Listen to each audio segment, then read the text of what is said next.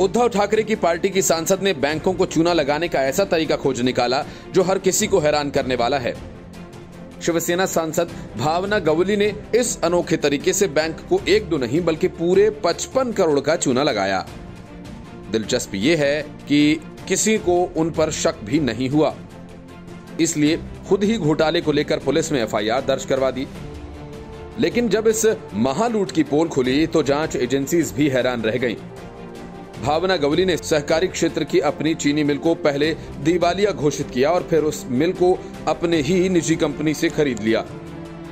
मामला इतना ही नहीं है, जिस बोर्ड ने इस सौदे को हरी झंडी दी उसके अध्यक्ष भी भावना गवली ही हैं और जिस बैंक ने लोन दिया वो भी भावना गवली का ही निकला।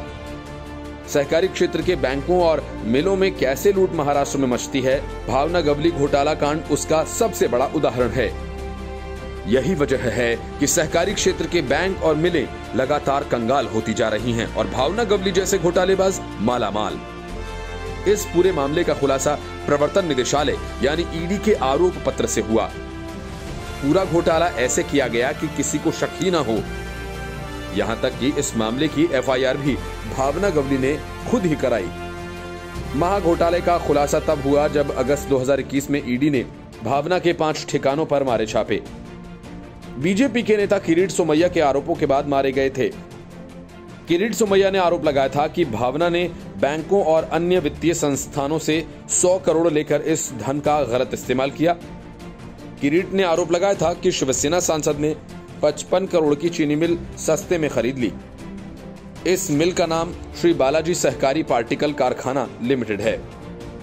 भावना के पिता पुंडलीक राव गवली ने 1992 में चीनी मिल बनाई थी।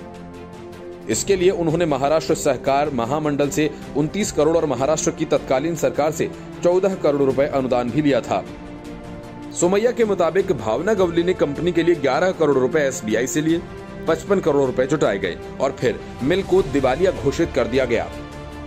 अखबारों में मिल बेचने के लिए विज्ञापन दिया गया, लेकिन बोली लगाने का मौका Bhavna agro product and services private limited को मिला। 55 करोड़ की चीनी मिल महज 7 करोड़ 9 लाख में बिक गई। मिल की 35 एकड़ की जमीन भी भावना के एक ट्रस्ट महिला उत्कर्ष प्रतिष्ठान को सिर्फ 8 लाख में बेची गई। ईडी की चार्जशीट कहती है कि इस ट्रस्ट को भी बाद में निजी कंपनी में बदल दिया गया और भावना ने इसमें अपनी मां और सईद खान के नाम के सहयोगी को शामिल किया। भावना ने जब खुद इस मामले में एफआईआर दर्ज कराई तो कहा कि महिला उत्कर्ष प्रतिष्ठान के निजी कंपनी में बदलने से पहले कर्मचारी ने 18 करोड़ का घोटाला किया। यहीं से पूरे मामले में कड़ियां एक एक कर खुलने लगी। भावना गवली यवतमाल वाशिम से लगातार तीसरी बार सांसद बनी हैं। उससे पहले इस लोकसभा क्षेत्र का नाम वाशिम था। तब भी 1999 और 2004 में भावना गवली ने यहां से बतौर सांसद उम्मीदवार जीत दर्ज की थी। इस तरह से वो 2024 में बतौर सांसद 25 वर्ष पूरी कर लेंगी। फिलहाल वो महाराष्ट्र की सबसे वरिष्ठ लोकसभा सांसद हैं। गलवान घाटी को लेकर चीन में नए साल के पहले दिन प्रोपेगेंडा वॉर शुरू किया और उसने एक वीडियो जारी कर गलवान घाटी में अपना झंडा फहराने का दावा कर दिया। फिर क्या था, चीन की कम्युनिस्ट पार्टी के साथ समझौता कर चुकी कांग्रेस इस प्रोपेगेंडा को लेकर उड़ने लगी। राहुल गांधी ने ट्वीट किया और पीएम मोदी पर निशाना साधा। रणदीप सिंह सुरजेवाला का भोंपू बजने लगा। मल्लिकार्जुन खड़गे से लेकर टीवी चैनल्स की डिबेट में जाने वाले कांग्रेसी प्रवक्ताओं की फौज चीन के प्रवक्ता की तरह पेश आने लगी। चीन के साथ कांग्रेस ने अपना खेल शुरू कर दिया, लेकिन भारतीय सेना ने जैसे ही चीन की पोल खोली, राहुल गांधी से लेकर कांग्रेस के तमाम हवाबाज नेता और प्रवक्ता गायब हो गए। कांग्रेस ने चुपके से अपने सारे बयान वेबसाइट से हटा दिए और राहुल गांधी के सुर बदल गए। राहुल गांधी ने ट्वीट किया और कहा कि भारत की पवित्र भूमि पर हमारा तिरंगा फहराता अच्छा लगता है। इससे पहले राहुल ने चीन की तरफ से जारी प्रोपेगेंडा वीडियो के हवाले से प्रधानमंत्री नरेंद्र मोदी को ललकारा था। उन्होंने 2 जनवरी को प्रधानमंत्री से चुप्पी तोड़ने की चुनौती दी थी। यानी चीन के मुद्दे पर राहुल को 3 दिन में ही मिजाज बदलने पड़े। ऐसे में अब सवाल ये उठता है कि राहुल गांधी आखिर चीनी प्रोपेगेंडा में इतनी दिलचस्पी क्यों दिखाते हैं और इतनी जल्दी क्यों फंस जाते हैं। दरअसल चीन ने नववर्ष के मौके पर गलवान में अपना झंडा फहराए जाने का दावा किया। चीन के सरकारी मीडिया ने 1 जनवरी को एक वीडियो ट्वीट कर लिखा कि न्यू ईयर डे 2022 के गलवान घाटी में चीन का राष्ट्रीय झंडा लहराया। राहुल गांधी ने अगले दिन 2 जनवरी को इस पर प्रतिक्रिया दी और पीएम मोदी को निशाना बनाया। उन्होंने लिखा कि गलवान पर हमारा तिरंगा ही अच्छा लगता है, चीन को जवाब देना ही होगा, मोदी जी चुप्पी तोड़ो। फिर भारतीय सैनिकों ने 4 जनवरी को गलवान में तिरंगा फहराती तस्वीर शेयर की। भारतीय सैनिकों ने गलवान की जो तस्वीर शेयर की है उसमें बर्फ की चादर साफ देखी जा सकती है। इसके बाद राहुल गांधी की बोलती ही बंद हो गई। Report news of India. Prayagraj में पीएम मोदी की रैली में फसाद करवाने की साजिश और अब पंजाब में पीएम मोदी की सुरक्षा में बड़ी चूक। ये चूक इतनी बड़ी थी कि पीएम मोदी को पंजाब के अधिकारियों को यह कहना पड़ा कि सीएम को धन्यवाद कहना कि मैं बठिंडा हवाई अड्डे तक जिंदा लौट आया।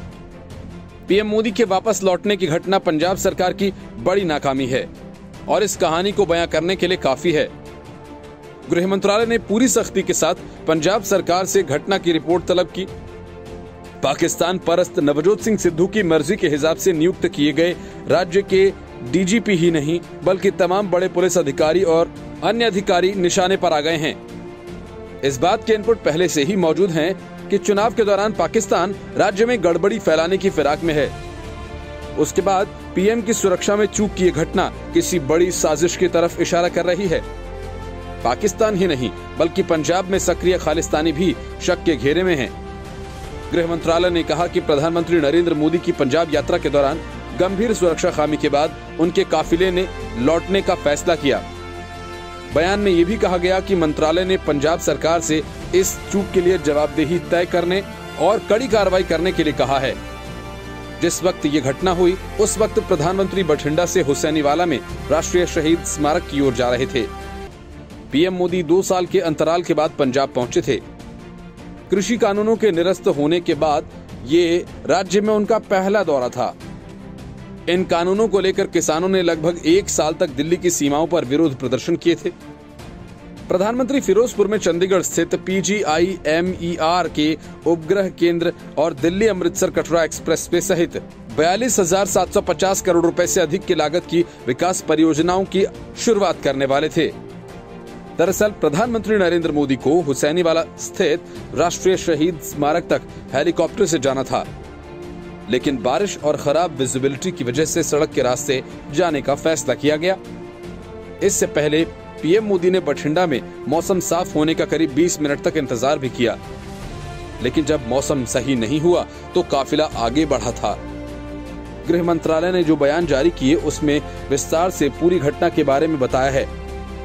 बठिंडा से पीएम मोदी का काफिला राष्ट्रीय शहीद स्मारक के लिए निकला, लेकिन मंजिल से करीब 30 किलोमीटर दूर जब प्रधानमंत्री मोदी का काफिला एक फ्लाईओवर पर पहुंचा तो वहां कुछ प्रदर्शनकारी सड़क पर जमा हो चुके थे और सड़क जाम कर दी थी। इसकी वजह से पीएम मोदी को 15 से 20 मिनट तक फ्लाईओवर पर ही फंसे रहना पड़ा। इसके बाद पीएम को वहां से वापस लौटना पड़ा। गृह मंत्रालय ने इसे प्रधानमंत्री की सुरक्षा में एक बड़ी चूक बताया, क्योंकि डीजीपी पंजाब पुलिस आवश्यक सुरक्षा प्रबंधों की पुष्टि के बाद वह सड़क मार्ग से यात्रा करने के लिए आगे बढ़े। पीएम मोदी की फिरोजपुर रैली सुरक्षा के कारणों से रद्द की गई तो देश में हंगामा खड़ा हो गया। कांग्रेस और पंजाब सरकार निशाने पर आ गई। इस घटना के बाद अमित शाह एक्शन मोड में आ गए। केंद्रीय गृह मंत्री अमित शाह ने इसे बड़ी लापरवाही करार दिया। उन्होंने ट्वीट कर कहा कि पंजाब में प्रधानमंत्री नरेंद्र मोदी की सुरक्षा में चूक पर विस्तृत रिपोर्ट तलब की है। प्रधानमंत्री के दौरे में सुरक्षा प्रक्रिया में इस तरह की लापरवाही पूरी तरह से अस्वीकार्य है। इस मामले में जवाबदेही तय की जाएगी। पंजाब में कांग्रेस निर्मित यह घटना इस बात का ट्रेलर है कि यह पार्टी कैसे सोचती है और काम करती है। लोगों द्वारा बार बार ठुकराए जाने ने उन्हें पागलपन के रास्ते पर लाकर खड़ा कर दिया है। गृह मंत्रालय ने पीएम मोदी की सुरक्षा में इसे बड़ी चूक करार देते हुए पंजाब पुलिस से जवाब तलब किया है। अमित शाह के तेवरों से साफ है कि पंजाब के बड़े पुलिस अधिकारियों पर गाज गिरनी तय है। इतना ही नहीं, इस मामले में पूरी चन्नी सरकार सवालों के घेरे में फंस गई है। गृह मंत्रालय ने अपने बयान में कहा कि प्रधानमंत्री की पंजाब यात्रा में बड़ी सुरक्षा चूक के बाद उनके काफिले ने लौटने का फैसला किया। हमने पंजाब सरकार से इस चूक की जिम्मेदारी तय करने और सख्त कार्रवाई करने को कहा है। बठिंडा हवाई अड्डे पर लौटने पर प्रधानमंत्री मोदी ने वहां के अधिकारियों से कहा, अपने मुख्यमंत्री को धन्यवाद कहिएगा कि मैं भटिंडा हवाई अड्डे तक जिंदा लौट पाया। पीएम मोदी सुबह भटिंडा पहुंचे थे, जहां से उन्हें हेलीकॉप्टर से हुसैनीवाला स्थित राष्ट्रीय शहीद स्मारक जाना था। लेकिन बारिश और खराब विजिबिलिटी के चलते प्रधानमंत्री ने करीब 20 मिनट तक मौसम साफ होने का इंतजार किया। मौसम की स्थिति में कोई सुधार नहीं होने पर काफिले ने सड़क मार्ग से स्मारक जाने का निर्णय लिया। रिपोर्ट के मुताबिक डीजीपी पंजाब पुलिस द्वारा आवश्यक सुरक्षा की पुष्टि किए जाने के बाद मोदी का काफिला सड़क मार्ग से आगे बढ़ा था। इसी दौरान यह घटना हुई। केंद्रीय गृह मंत्रालय ने आगे कहा कि हुसैनीवाला में राष्ट्रीय शहीद स्मारक से लगभग 30 किलोमीटर दूर जब पीएम मोदी का काफिला एक फ्लाईओवर पर पहुंचा तो कुछ प्रदर्शनकारियों ने सड़क को जाम कर दिया। पीएम मोदी 15 से 20 मिनट तक फ्लाईओवर पर फंसे रहे। यह एक बड़ी चूक थी। प्रधानमंत्री के कार्यक्रम और यात्रा के बारे में पंजाब सरकार को बहुत पहले ही बता दिया गया था। पंजाब सरकार से सड़क मार्ग से किसी भी तरह की आवाजाही को सुरक्षित करने के लिए अतिरिक्त सुरक्षा कर्मियों को तैनात करने को कहा गया था, जो स्पष्ट रूप से तैनात नहीं थे। Bureau report, news of India. Narendra Modi की सुरक्षा में चूक की घटना के बाद बीजेपी ने कांग्रेस और चन्नी सरकार के खिलाफ बड़ा मोर्चा खोल दिया है और पूरे मामले को एक बड़ी साजिश करार दिया है। बीजेपी ने कहा कि कांग्रेस के खूनी इरादे नाकाम रहे। केंद्रीय मंत्री स्मृति ईरानी ने इस घटना के मामले पर प्रेस कॉन्फ्रेंस के दौरान चरणजीत सिंह चन्नी के नेतृत्व वाली पंजाब की कांग्रेस सरकार से सवाल किया कि राज्य की पुलिस ने क्या जानबूझकर प्रधानमंत्री के सुरक्षा दस्ते को झूठा आश्वासन दिया? कैसे प्रदर्शनकारी उनके काफिले तक पहुंचे? और जब सुरक्षा कर्मियों ने मुख्यमंत्री कार्यालय से संपर्क साधने की कोशिश की तो क्यों कोई संवाद नहीं किया गया? ईरानी के साथ प्रेस कॉन्फ्रेंस में मौजूद बीजेपी प्रवक्ता सुधांशु त्रिवेदी ने कहा कि आज एक ऐसी घटना हुई है जो कि भारत के इतिहास में अभूतपूर्व है। उन्होंने कहा कि आतंकवाद के गंभीर दौर में आतंकवाद से गंभीर रूप से प्रभावित क्षेत्रों में भी कभी इस प्रकार की सुरक्षा की चूक नहीं हुई, या यूं कहें सुरक्षा के साथ ऐसा मजाक नहीं हुआ जैसा आज प्रधानमंत्री के साथ हुआ।